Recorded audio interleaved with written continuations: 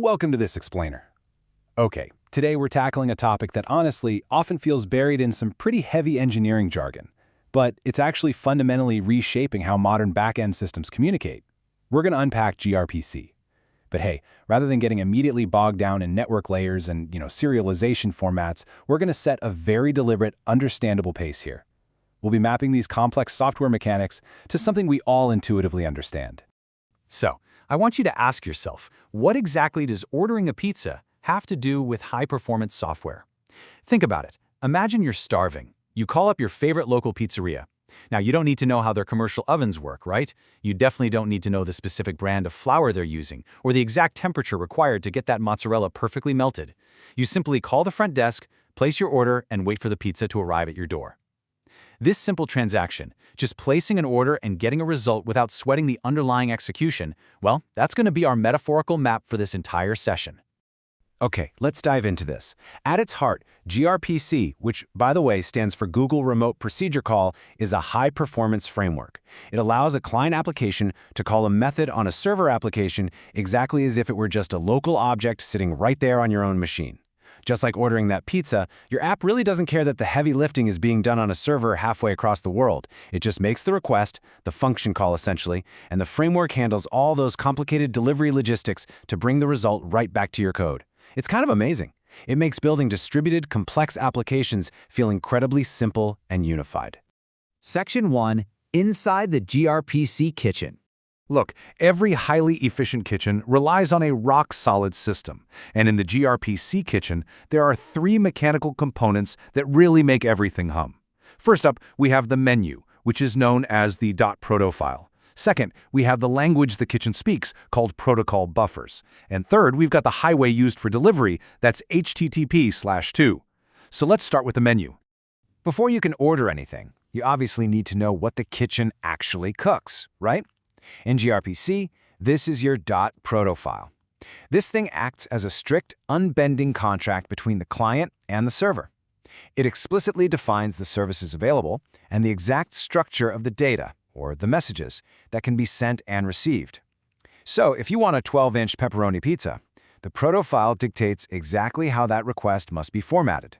Both the client placing the order and the server fulfilling it absolutely must agree perfectly on this menu. And what's great is this completely eliminates confusion and prevents errors before they even happen.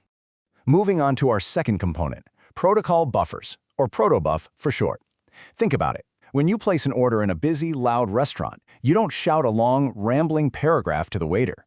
The waitstaff uses shorthand, while Protobuf is basically gRPC's shorthand. Instead of sending bulky, text-heavy data, Protobuf turns your order into a highly compact, glowing binary format. It's this special language that computers can pack, send, and unpack with blazing speed. It's significantly lighter and way faster than traditional text formats, meaning your order gets to the kitchen in a fraction of a millisecond. Finally, the actual delivery relies on HTTP/2. Think of older web protocols like HTTP/1.1 as a one-lane dirt road. Delivery drivers have to go out and come back one at a time. HTTP/2, on the other hand, it's a multi-lane, high-speed superhighway. It allows for something called multiplexing. Now, this means you can send multiple orders and receive multiple pizzas at the exact same time, all over a single connection. You don't have to keep opening and closing the door for every single interaction, and that vastly reduces delay and speeds up the entire operation. Now, because of this superhighway, gRPC gives you 4 distinct ways to communicate, also known as RPC types. First up is unary. This is your classic order. You ask for 1 pizza, you get 1 pizza back. Super simple.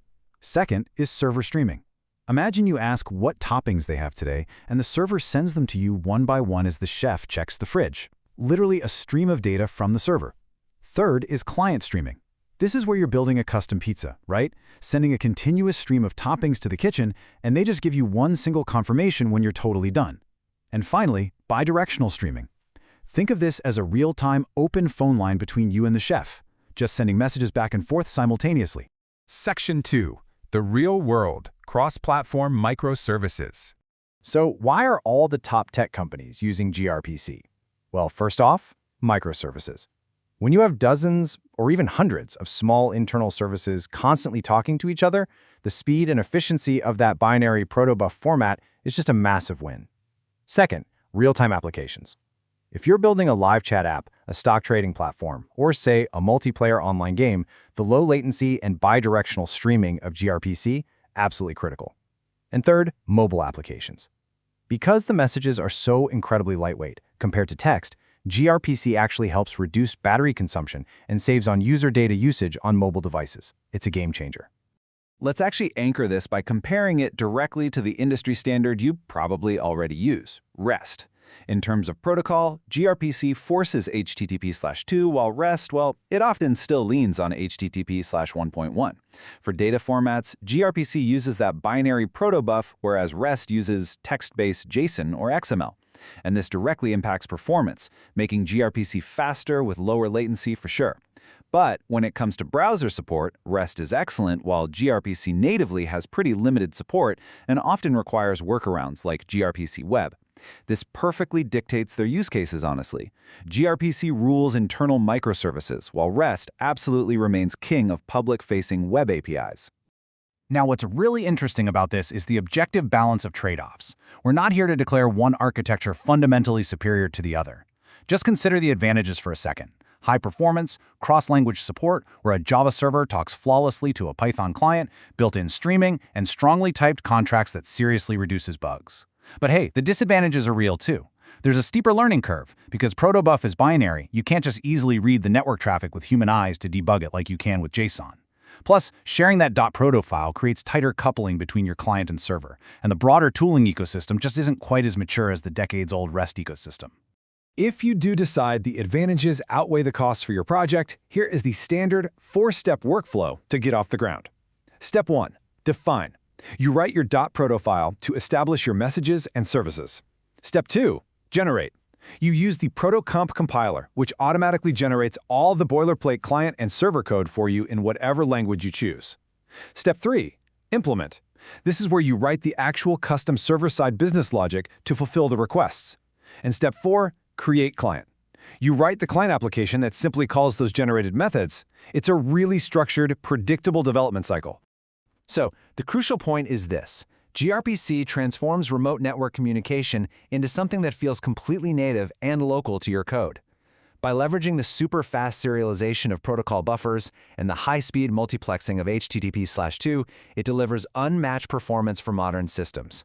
Now, while it might not replace REST for your public user-facing APIs due to those browser limitations and the steeper learning curve, it has absolutely become the gold standard for internal microservices and real-time data streaming. Which brings us to a final thought to leave you with today.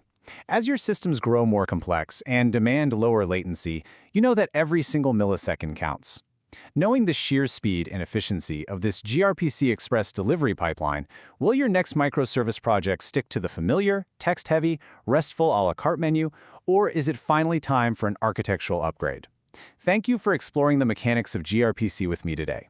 Keep building, keep optimizing, and we'll see you in the next explainer.